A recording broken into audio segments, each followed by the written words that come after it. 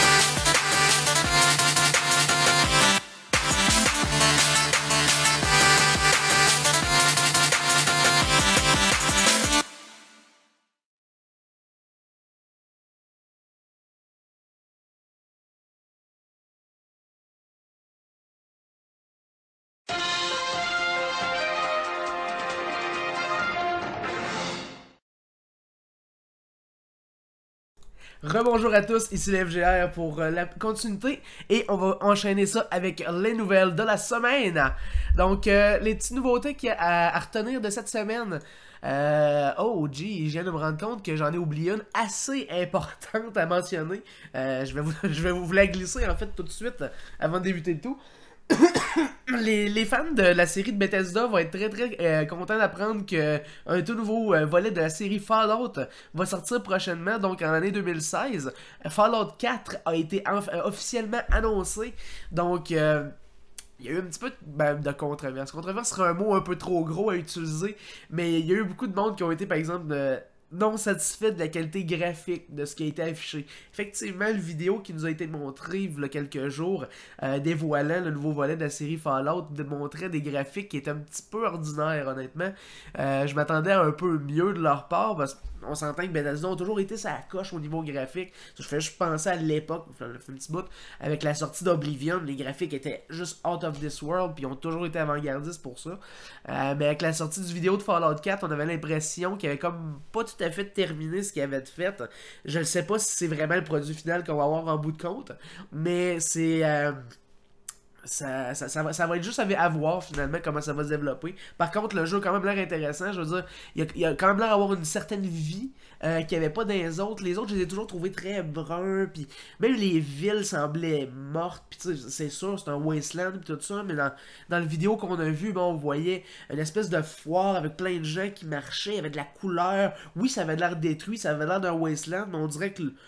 Dans le vidéo, on aurait dit que le monde vit finalement malgré tout, même si c'est un wasteland, tandis que l'autre, on dirait que même si le monde était détruit, le monde vivait comme ordinaire, puis de manière déprimée continuellement. Fait qu'on on sentait comme pas que c'était réel malgré le fait qu'il essayait de vivre malgré cette espèce de grosse destruction-là. En tout cas, tout ça pour dire que Fallout 4 risque d'être assez intéressant, donc gardez un œil là-dessus. Pour plus de développement, vous avez allé sur le site officiel pour voir comment ça va s'enchaîner. Et de toute façon, on risque d'avoir certainement des nouvelles dans le courant des prochaines semaines avec le 3 qui s'en vient dans 2 semaines. Donc... c'est pas mal tout pour Fallout. Ensuite, deuxième nouvelle, la première vague de Steam Machine va être enfin sortie.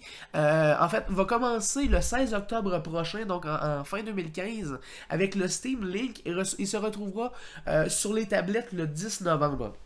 Vous pouvez déjà commencer à précommander vos machines ainsi que vos Steam Controllers, donc la fameuse nouvelle manette de Steam. Pour ceux qui n'ont pas vu le concept un peu, j'ai malheureusement pas d'image avec moi, mais... la manette va comme avoir deux espèces de creusettes de chaque côté qui vont servir de double joystick. Au lieu d'être vraiment des joysticks, ça va être comme des espèces de pavés tactiles. 2 gros pavés tactiles ronds. Un pour la direction, un pour le regarder. Puis, exemple, si vous utilisez votre Steam en mode Big Picture, avec ça, vous allez pouvoir texter de manière très très facile.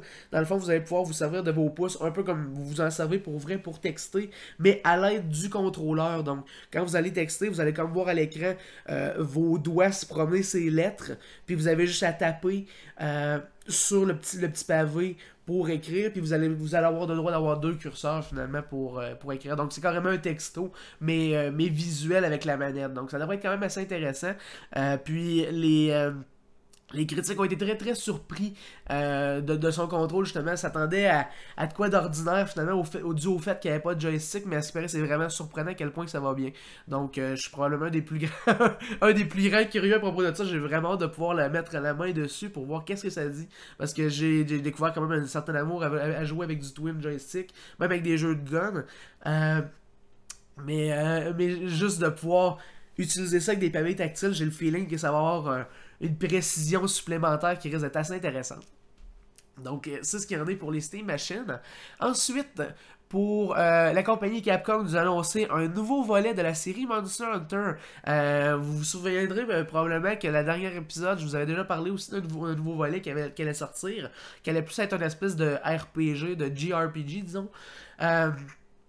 Où bon, ça allait être plus des combats traditionnels, un peu la Final Fantasy, mais là, ils sortent vraiment un legit volet de Monster Hunter qui va s'appeler Monster Hunter Cross.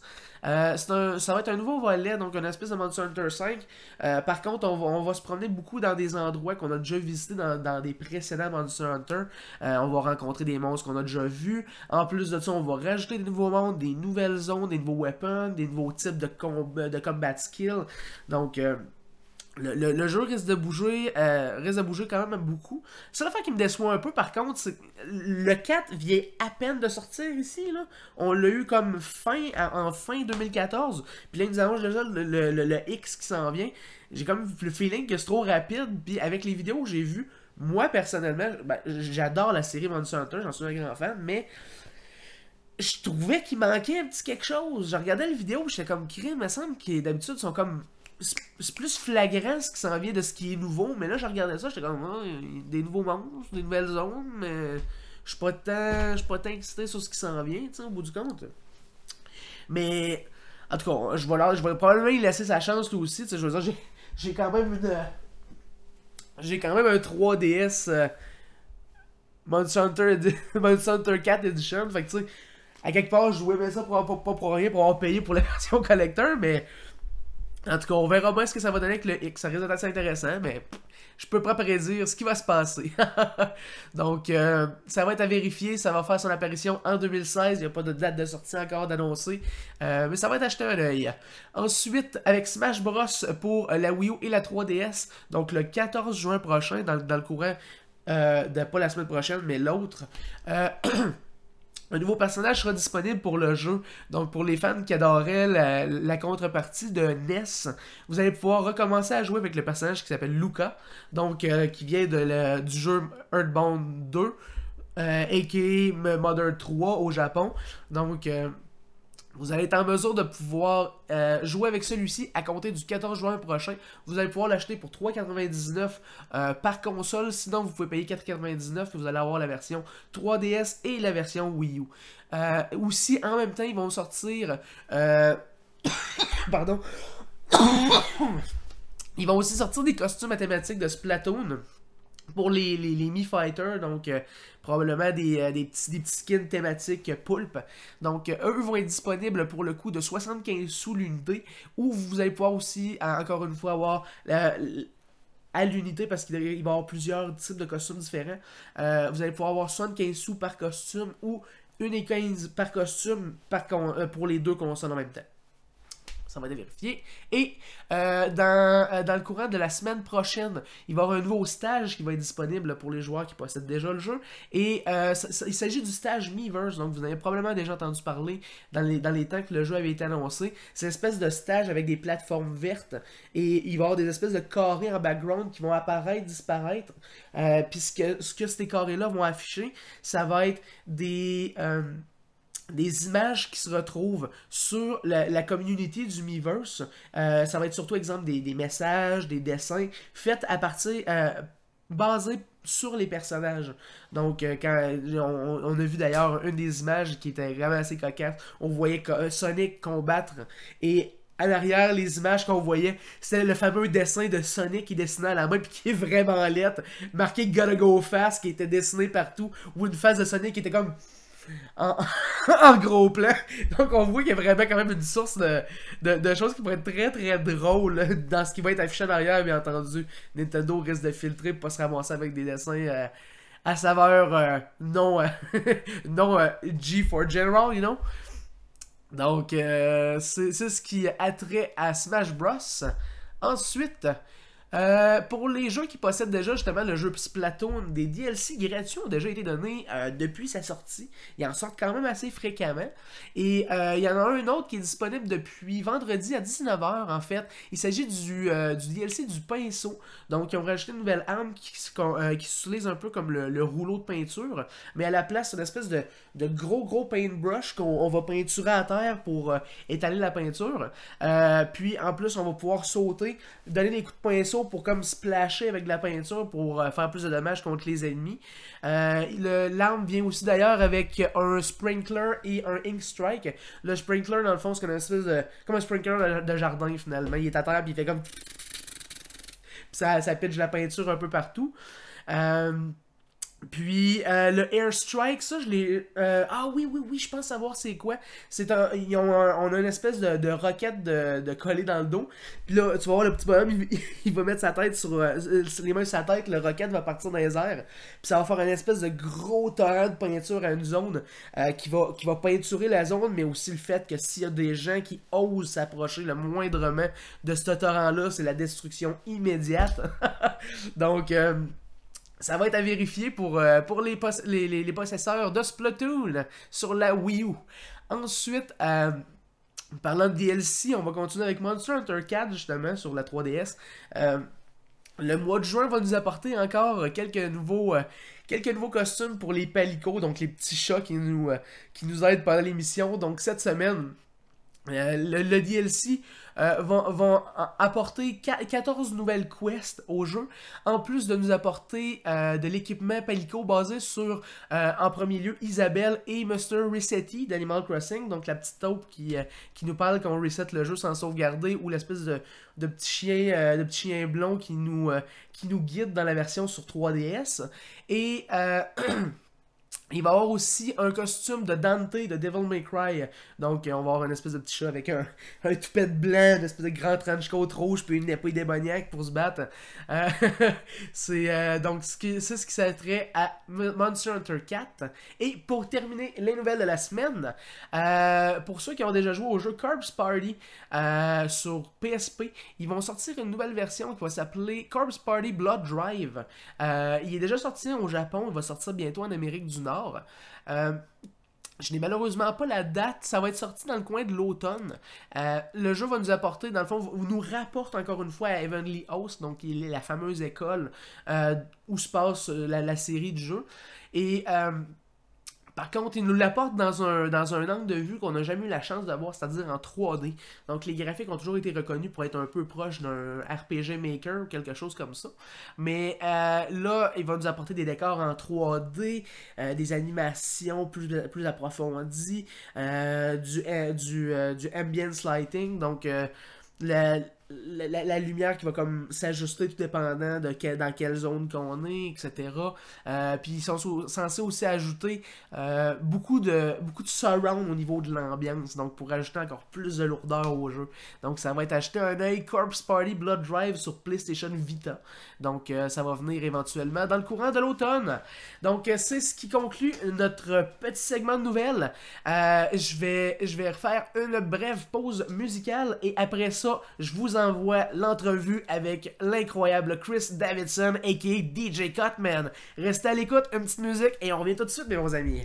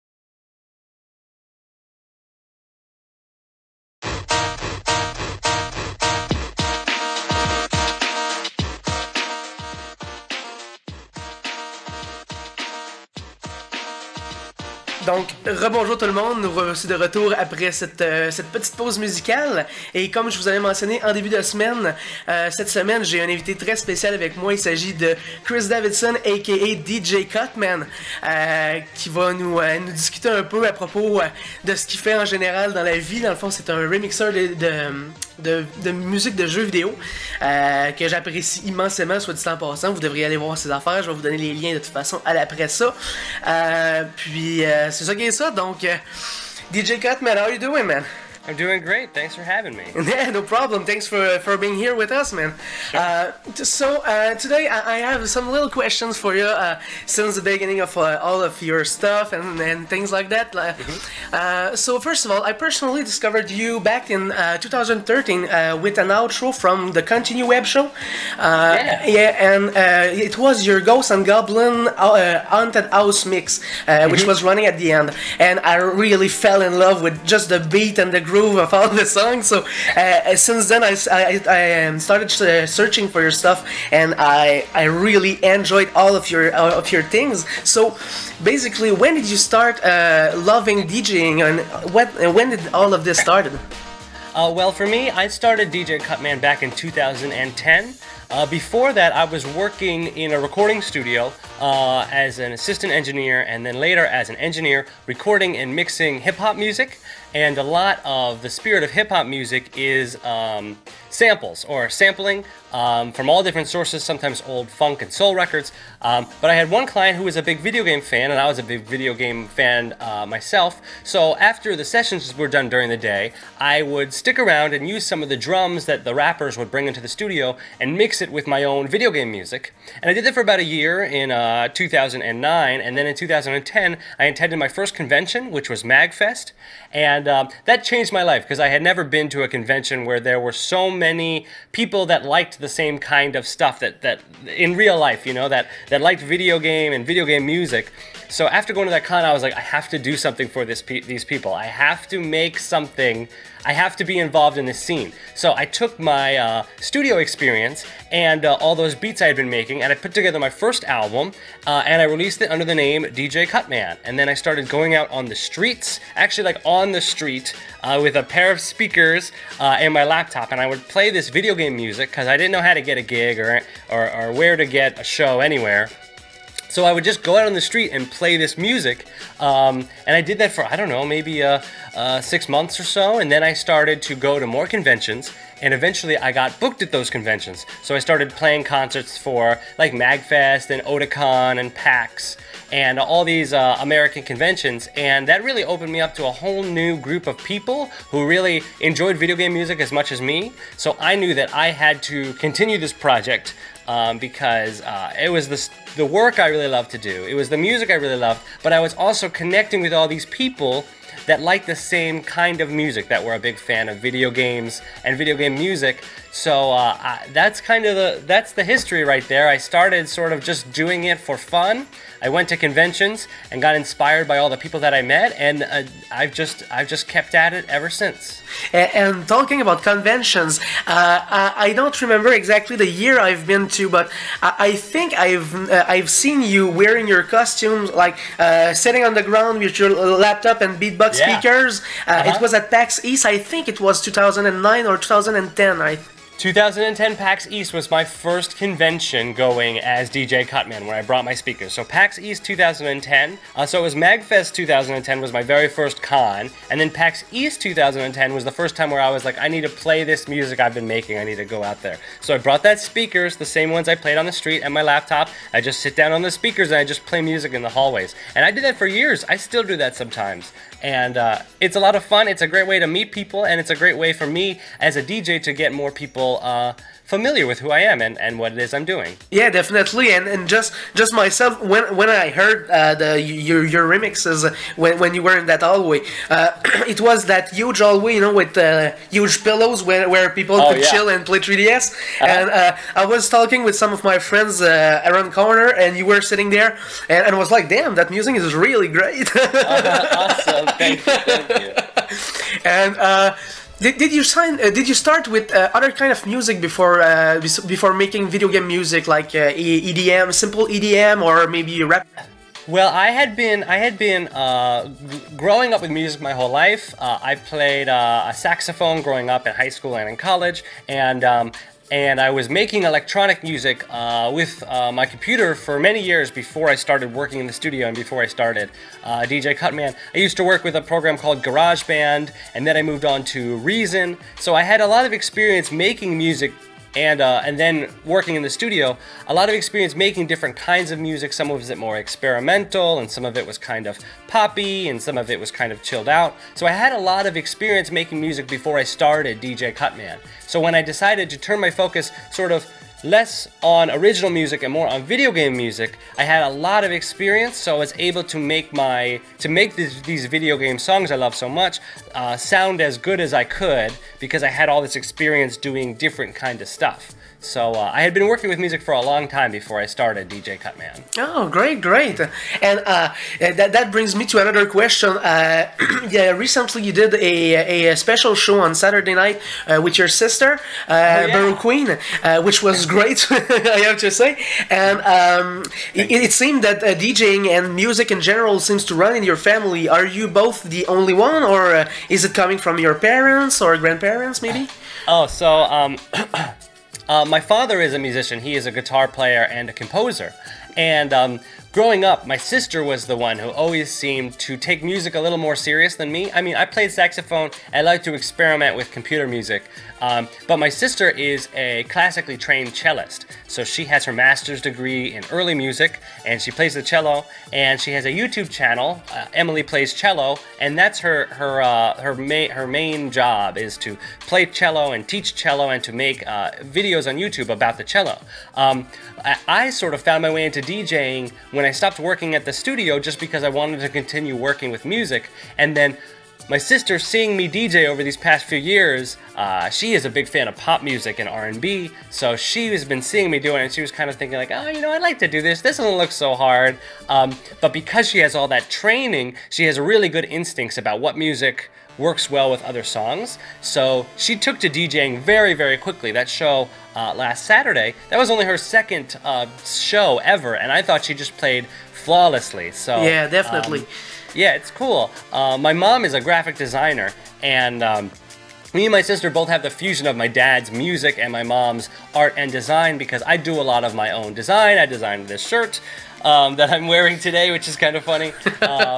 And I do a lot of the design for my label Game Chops, a lot of the album design and stuff like that. So it's pretty cool. My experience of both of my parents, very, very different when you think about it, but it actually they've all come together very, very well. So it's awesome. A combination of music and art and design is really how I live my life. Yeah, it's basically just a huge explosion of creativity. So yeah, so that's pretty interesting and nice. And I was wondering, why did you go for a Robot Master as a DJ name, and most of all, why Cutman of all those Robot Masters? So, Cutman, actually, before I was a DJ, Cutman was a nickname that I got in the recording studio, because a lot of times when you record vocals for a song, I was doing rap music at the time, there are little moments, little coughs like or stuff like that, little moments that you don't want in the finished song but come up in the recording, and we have to cut those out.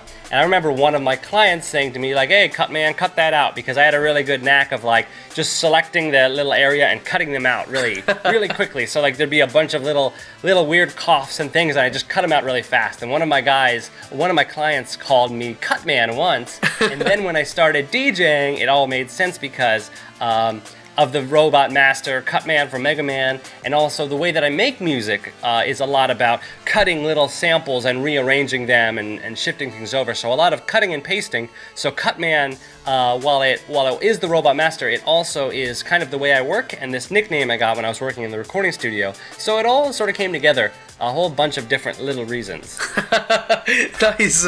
And talking about Cutman, you wear a Cutman armor during your shows. Did you make it yourself, or did you add help? Yeah, you can see the helmet. It's back there. Yeah. It's awesome, and I love how there's holes, you know, on the helmet for you to place your headset when you DJ. Oh, yeah, and here, it doesn't bother. I'll show you.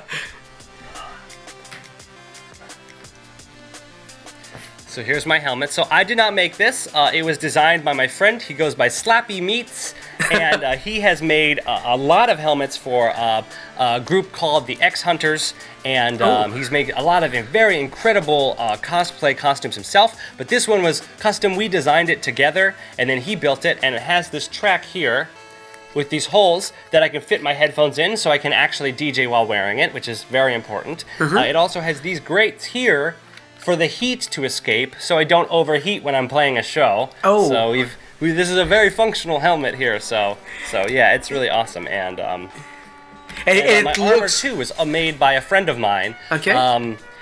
Who doesn't do so much cosplay anymore. She is now a medical engineer, but she was doing a lot of cosplay for me, a lot of cosplay for herself, and she was the friend I knew who made just the best looking stuff. And I told her, you know, I would really like some armor for this DJ project I'm doing. And first she made me some gauntlets, which were really cool.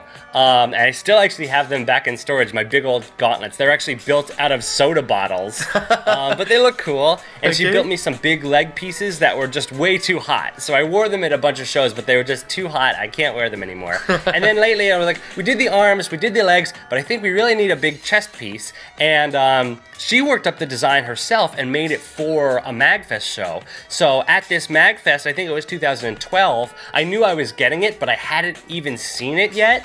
So it was very, very exciting to get that armor and then wear it around. So the armor itself has been around for about 3 years now. It's gotten a little bit of battle damage, but it's very cool. And I always thought that it helps set me apart in all of the other DJs, because there are so many DJs.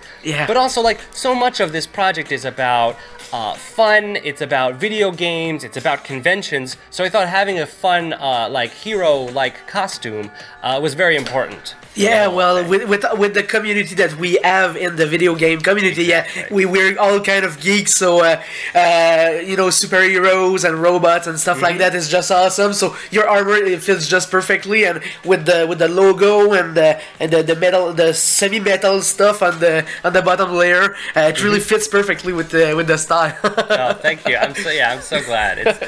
I'm really happy with how the whole project has turned out. You know, when I started doing this, I did not think that it was going to be something that I could do full time. And I did Cutman for like 3.5, almost 4 years, not being able to pay the bills, and I had to work other jobs, you know. But it was my show this week in chiptune, which I play every Wednesday night on Twitch, and it's a mix of new chiptune music. That show, I started a Patreon campaign to help support the show, and the campaign was so popular that that it really was one of the ways I was able to quit my job and work and focus full-time on music. Because that show is very important to me, because it helps me promote all of these other great chiptune musicians that I really love, guys from all over the world, guys and girls from all over the world who make chiptune music. And it was just so cool to see this community of people that I was making music for come out and support me in a way that has allowed me to you know, dedicate my life to this kind of music and doing fun, cool projects like DJ Cutman and This Week in Chiptunes. So it's very, very awesome, and I'm very, very grateful. That must be a life dream to actually be able to get paid by doing only what you like in life. Well, I wouldn't say that I only get to do what I like. There's a lot of work, but I am doing something that I feel like is good. You know? Yeah, definitely. So while I love the hour show of This Week in Chiptune every Wednesday night, there is an entire day before that of getting ready. And then after the show, there's like 3 or 4 hours of taking the recording from the previous night and editing it and getting it ready for the podcast and posting it all up. And I don't like doing all that stuff so much, but that's the stuff that makes this possible, that gets the creative work out to everybody. So it's not all fun, you know. It's a lot of hard work, but the projects that I'm working on, I feel like are good things, and they're good content that it helps people. People enjoy listening to it, and then people who I am featuring on the show get more fans because people have heard it on the show. So I really feel like I'm doing good work, and I think that's what's most important. Even if it's not all fun, it's all good work, and I'm happy for that. Well, just by seeing your fans on every Wednesday show, I think that you're doing a great job, because all of the hype calls and people always get crazy when when a beat drops and things like that. So I think that you do a great job with all of your people like Ralph and Mr. Landino. So yeah, you all guys make a great job with your chiptune. Oh, thank you so much. And talking about things that you rather not, that you don't like as much as others, what is your favorite part in what you do? Is it the final product, like when you make a complete remix, or is it the build-up, when you hear and go through the making of the song, or is it your fans in general? So well, I definitely love interacting with my fans, and lately I have just loved so much streaming on Twitch, and whether I'm playing a show or I'm just playing games and hanging out and interacting with people online, I just love that so much. I have come to better understand the people who like my music this way, and I feel like that helps me make better music. But in the process of making music, I really love mastering. I really love finishing the project. So like maybe James Landino has been working on a song so much, and then he hands it off to me, and then I have to work on the mastering and then finish the art or hire an artist, and then secure the licensing so we can release it and upload it. So I really like the process when a song is getting done. Right near the end, and mastering a song is such an exciting experience for me, because I get to take something that sounds good and then spend time and make it just sound as good as it can and make it sound as best as it can. So that's really exciting for me, and it's my most satisfying thing to take a song from somebody that I really like James Landino, and then be able to make the best parts of that song really shine. It really is fulfilling, and yeah, it's a part I really love. Yeah, and you've said that in one of your videos where you were talking about your mentor that were asking you what you wanted to do in life, and you were saying that you wanted to master stuff, and he was like, "What? It's like the most boring thing in I know, to do." Yeah, so your mastering is great, because in that video that you made showing a bit how to do remixes, you actually shows how to lower volumes at certain moments and stuff like that. And when you do remixes, it's clearly audible. You hear sometimes better the drums and sometimes better the melody, and that's really specific points, and it makes the song so much better. So your mastering is really master. Thank you. I've spent a lot of time on this stuff, studying and learning, and my experience working in a recording studio before starting DJ Cutman, I feel like has really helped, because while not all that work was very fun, some of it was very hard and some of it a little scary, having that experience has really helped me. Oh yeah. Anyway. Having that in your blood since you're a kid with your family and stuff, it must be kind of intuitive when you went all in and into that. You had probably the musical ear and the rhythm in general. So with that, you're up for anything. Yeah, definitely. Chris, you're a DJ, you're a Let's Player, basically, an entertainer. But other than that, who is Chris Davidson? What do you do for a living? You were saying that you make only you live by making your remixes and stuff. But other than that, do you have another job, or you only are in that, and do you do other stuff? Where do you work for your remixes? Ah, okay, so then I used to have another job. I worked as a web designer for many years, freelance doing websites for people, and I have done the Game Chops website, This Week in Chiptune, my blog, Video Game DJ. I have made all of those websites, so that experience really helps me too, being able to make a site. I used to work at an agency that gave me this job doing how do you describe this work? This is what I did for 3 years before the Patreon campaign to support myself in DJ Cutman. You ever go into like a fast food restaurant and there's like a flat screen TV that has a menu on it? Yeah. And like maybe there is like image of coffee being poured and then like donuts scrolling by, on the menu. I see that a lot in Tim Hortons actually. Right, like in Tim Hortons. So I was the guy who scrolled the donuts.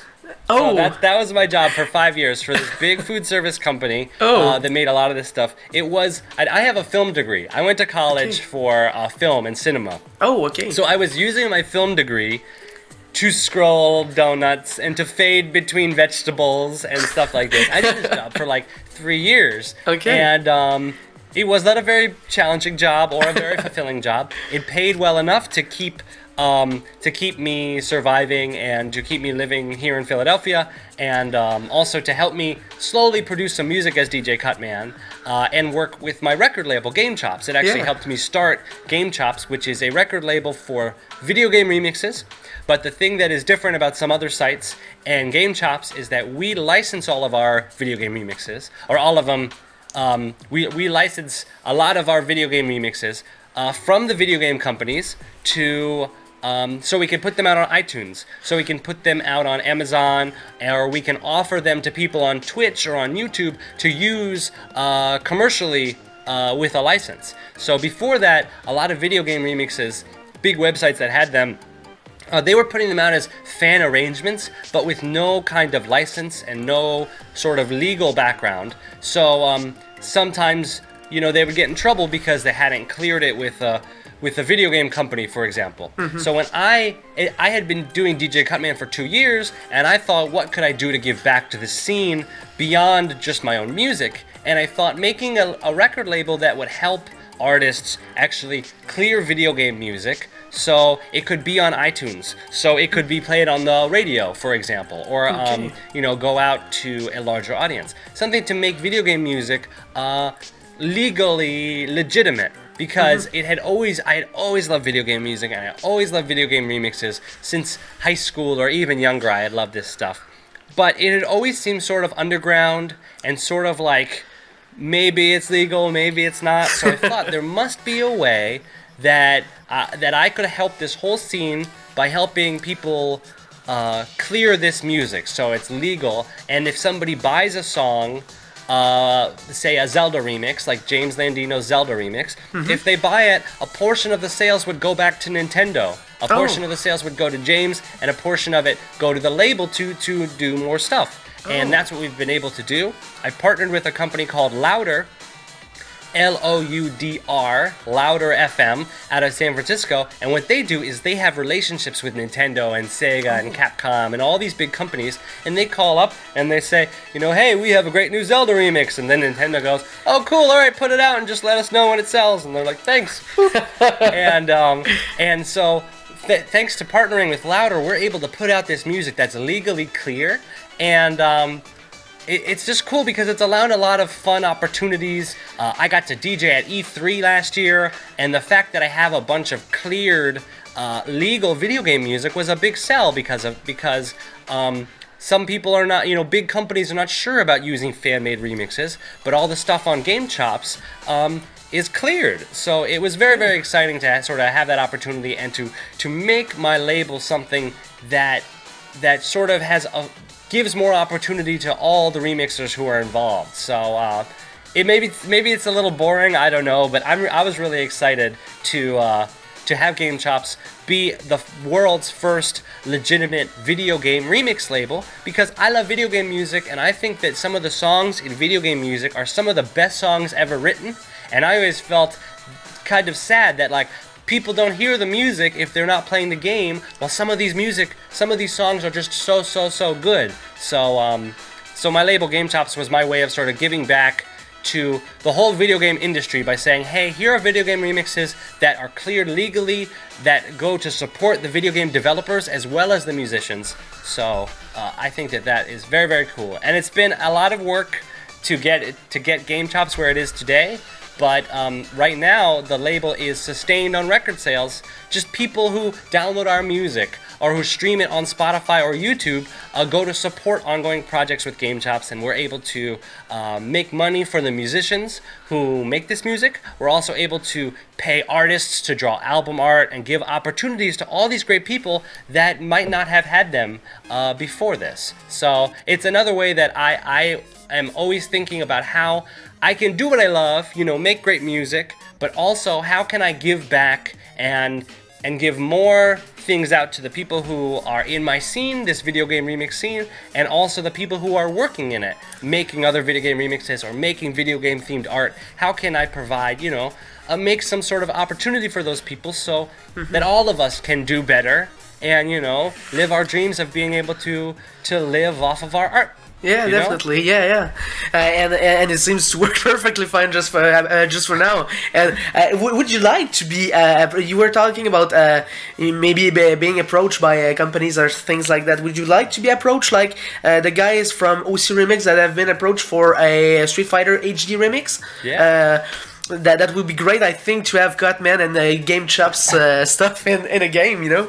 That would be very cool. Yeah, I hadn't thought about actually doing it because we are so much about just remixing our favorite music right now. But it would be so cool. Oh, are you still there? I got a message that Skype is not working. Uh-oh. Whoa. So the last thing you asked is being approached by a video game company to have Game Chops music be in a video game. Yeah.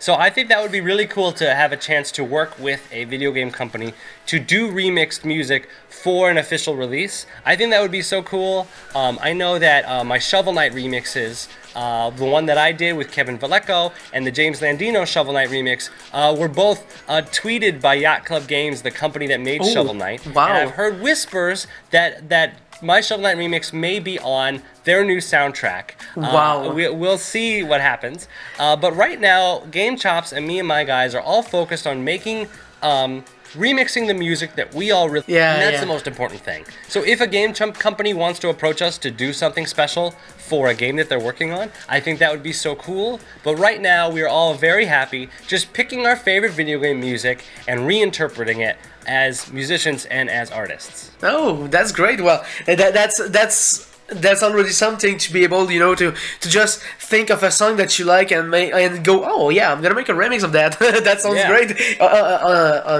And you don't have to focus on an entire soundtrack or just one video game, you know. Yeah. And would you have any advice for someone like me who decides to start making remixes? Ooh, yeah. I heard you do remixes too. I like the faster version of the one. You posted up 2 versions. Thank you. I like that faster one. Those drums were so big, and you know, I love my drums. So my advice, actually, it's a few steps. So this is the thing that has worked for me. So the first step is to sign up for a good social media profile, whichever is the most appropriate for what you do. So let's say, for example, SoundCloud. So that's the one. You pick a social media site where you can post your content, and then you pick another one where you can interact with your fans. So maybe when I started, it was SoundCloud and Facebook. Facebook is not so good anymore, so now I use SoundCloud and Twitter. Okay. So all of my music goes to SoundCloud, and then when I interact with people, a lot of the times it's through Twitter. What I advise against is signing up for every profile. Like, you don't need to get SoundCloud and Mixcloud and Reverb Nation and blah, blah, blah, and MySpace and Friendster. Like, don't do that. I did that at first, and what it happens is you get people going to the sites, but you can't possibly groom them all. Yeah, so you can't direct them. So you pick your 1 or your 2 or your 3 sites that you want to dedicate to. So we'll say SoundCloud and Twitter for me. Those are my main 2. Or SoundCloud, Twitter, and Twitch. Those are my 3. So I pick 3 sites, and then, so that's step 1 is you get your sites, you sign up, and you try to get the same link on all of them. So I'm DJ Cutman on all of them, except for Twitter. Somebody else got that. But anyway, you set up your sites, step 1. Step 2 is you groom your sites. I say groom, but it means to revisit, to edit, to update those sites, and you should do it all the time. Every week, every month, every day, whatever. So basically, you're going to want to use your own websites, go on your own SoundCloud, your own YouTube channel, look at your own Twitter, and think about how can you make this better. So I'm constantly updating my Twitch the panels under my Twitch. I'm constantly uploading new content to YouTube and tweaking my images and stuff like this. And on my Twitter, I'm constantly paying attention to how people are interacting with me and what I tweet and what I can tweet better. Okay. So step 1 is get the sites. Step 2 is to groom the sites. Those are my 2 big steps right there. A lot of people either they sign up for too many or they only get one and they don't have a way to interact with people. So that's a big thing. It's like if you're on SoundCloud, that's good, but are you going to be messaging people and responding to your messages? Because that's a little hard. So pick something where you want to use it and avoid going all over the place. Instead, focus on really nurturing 1 or 2 sites, because that will do you better than having your name just everywhere, because people will maybe find my DJ Cutman Reverb Nation and it looks like I haven't uploaded a song since 2011 because that's the last time I logged in. Okay. So it's important to find the sites that you want to update. And then step 2 is to groom them regularly and really, really pay attention.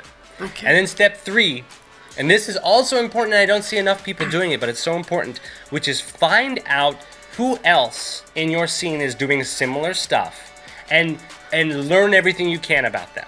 So this interview is a great chance for you and some other people to learn about how I do stuff, and I think that this is really important. So I have taken a lot of inspiration from OC Remix and from Monster Cat. Those are 2 people I really like. OC Remix, they've been making video game remixes for over 10 years. Monster Cat, they've been putting out some of the best EDM songs that the world has ever heard for years and years. So when I'm looking for inspiration, I'm always checking out what Monster Cat's doing. I'm looking at how OC Remix is handling stuff. And the idea is not to take exactly how they're doing, but think about how you relate to these people and then adjust accordingly. Okay. So you have your sites, that's step 1. You're grooming your sites regularly and making sure they're as good as they could be. And then you're looking to other people and seeing how they're doing it and then adjusting. So I've learned a lot about how to upload my videos on YouTube and how to tag things from Monster Cat. I've learned a lot about what video game remixes are popular and what remixes have been done a lot and have not been done from OC Remix. And if I had just stayed in my own little area, I don't think that I would have made some of the choices that have really helped me. So it's very important to be aware of the other people who are doing similar stuff. Monster Cat, they don't do video game remixes, but they do dance music. OC Remix, they don't do dance music, but they do video game remixes, so they're a little bit related. Okay. And for me, this is one thing I always think. Okay. Traditionally, people think of the other people as competitors, but I don't. No. I don't think that there's competitors for DJ Cutman. I don't think that there's competitors for Game Chops. There are other people who are doing similar stuff. And I find that thinking this way keeps me happier. You know? Because I think of these other people, if they're, say for example, we want to do a Zelda album, OC Remix does a Zelda album, that's an indicator to me that, you know, if they have already done it, we have to do ours better, we have to do ours different, we have to maybe pick another game altogether. So it's important to be aware of the other people in our scene, because then together we can build a better scene. You know, if OC Remix has a whole lot of one song and not a lot of another, you know, maybe that's something that I can provide so that the fans in general can have better content, more diverse stuff. So, yes. Step 1 is get your sites. Step 2 is groom your sites. And then step 3 is look at other people, get ideas, and then go back to step 2 and groom and just keep it. So, yeah, it's important to remember to, you know, go back, edit your descriptions, all this kind of stuff. Anything that you post on the internet. Oh, I guess I have one last piece of advice. Sorry if I'm rambling a little bit. No problem. But the last piece of advice is don't be afraid to post stuff. Because I know a lot of musicians who sometimes they feel like a song isn't done and then they won't post it. And that can be a scary cycle where nothing ever gets uploaded. Yeah. And I know before DJ Cutman, when I was producing original music, I very much got stuck in that. And a lot of my old projects never saw the light of day because I worked on songs for years and never finished them. Okay. Sometimes it's more important to put something out at 90% done, at 80% done, and see what people think, than trying to get to 100% on your own. Because people will give you feedback. Sometimes it's nice, sometimes it's not so nice. But having people interact with you is the most important thing to growing your audience. And for me, having enough people supporting me is literally what supports my life. So by uploading beats that, maybe sometimes I will work on a beat for an hour and I'll post it. And if the next day I was like, oh, that's really bad, you can always take it down, you can always remove it, but more often than not, people will appreciate that you shared your work. And that's what I think is really important. Yeah, definitely. Well, I've been stuck myself in that loop for a little while. For now, well, I've tried to create some stuff after I've created the Mario Kart remixes that you heard, and after all of my beats were like, yeah, those are great, but there's something missing, and I was like just scraping the idea. But I think I should maybe try to concentrate a little bit more on one song and maybe try to work on it until it actually sounds good. I think when you're starting out, it's really important to get stuff out and try different things. When you're new, when you're in your first year of producing, you will never be able, I say never, it's possible, but almost never be able to get a song exactly how you want it when you're new. Yeah. Because you don't have the technical skills, you may not have the tools that are right for how you're doing it. You may be doing something that's never been done before, and then you won't even be able to tell if it sounds right because it's never been done before. A lot of the DJ Cutman remixes, the early ones, nobody had done anything like that, so I had no reference. But that actually kind of helped me, but because I had never heard anything like this music, this kind of heavy beats, video game remixes, sort of chopped up, I just posted it anyway. I was like, this sounds good to me, I like it. If I can listen to it all the way through and not want to change something, then, it's good and we'll post it. And I go back and some of the songs could definitely be better, and I could definitely make it better. But for me, it was very important to work on a lot of different projects because that helped me figure out what I'm good at. It also helped me figure out what I'm not so good at, and I learned so much along the way. So I think my advice to you is it's good that you posted those songs. You can always go back and re-edit them, but before you go back, you should try something new. Because I guarantee you do that 174 beat per minute Mario remix, if you try to do a different song at 100 beats per minute, next time you do 174, you'll think about it differently, and you'll learn something by doing the different stuff. So it's important to do, people say quantity over quality. And I don't believe that for a whole project, but when you're starting, it definitely helps to do as much as you can, as many different things, and find out what you like and what you're good at, and you may be surprised. I know I went into DJ Cutman with a much different idea than what it is. I thought I was going to be making rap music. I really did. And I'm making That's dance really music, and there's only, on Game Chops has over 200 songs, all licensed, and there's only one song that has vocals on the whole thing. In all the 200 of those songs. So sometimes projects turn out different than you expect, but it's good. It's good because you'll stumble onto some very exciting things when you're just working and turning over new content. Like, is this beat perfect? I don't know if there is such thing as perfect in music. in human beings' creation at all. But you can definitely get something good that you're happy with and share it. Because once you start sharing, you're adding value to the scene, you're adding value for your friends, you're making new friends and new fans. So it's very important to get your stuff out there. And remember, if you put something up that you don't like, you can always take it down. I think people forget this, that since you can just delete everything, and there's so much stuff on the internet that if you take something off of SoundCloud, there's no way anybody's finding it.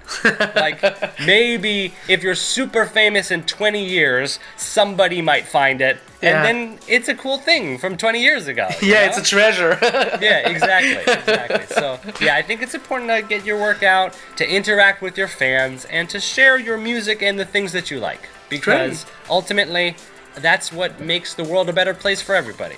Cool, nice. Well, in conclusion, do you have any albums or show coming soon that we should keep an eye on? Yes, I am working on an album called Fantasy Grooves, and it is a remix album dedicated to the 3DS game Fantasy Life. It's by Level 5 with music by Nobuo Uematsu, the composer from Final Fantasy. And I really love this game, and I really love the music, and I've been working on the album for months and months and months, and I'm almost done. It's going to be a free download on my Bandcamp, so it's something to keep out. Fantasy Grooves. And I have a brand new song on Game Chops coming out called Ben Drowned. It's a Majora's Mask remix by Benjamin Briggs. and that should be coming out tomorrow.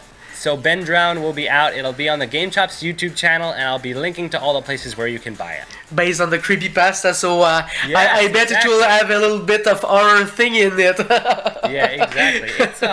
It's a very, very cool track, and Ben did a great job, and I really enjoyed mastering it. So, and I made a very cool video. I'm very happy with the video and the artwork for Ben Drown. So that's something to keep an eye out. Wow, I really can't wait to see all of this. Well, Chris Davidson, DJ Cutman, thank you so much for your time and your presence today on the show. And we wish you the best in the future. And you can follow him on Facebook, Twitter, Twitch, and YouTube. You just have to search for DJ Cutman on all of those networks. And you can add on his website, djcutman.com, where you can have all the links basically to all of those stuff, and his Bandcamp and SoundCloud too, if you want to hear more of his music. So DJ Cutman, thank you for your presence.